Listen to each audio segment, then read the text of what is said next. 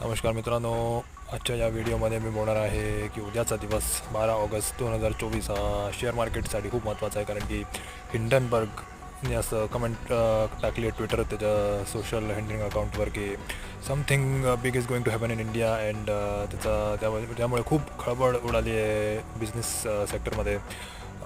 ICICI बँकचे जी CEO आहे त्याच्यावर आरोप केलेला आहे हिंडनबर्गनी की त्यांनी अडानीच्या शेअर्समध्ये अडानीसोबत मॅन्युप्युलेटिंग करायचा प्रयत्न केलेला आहे.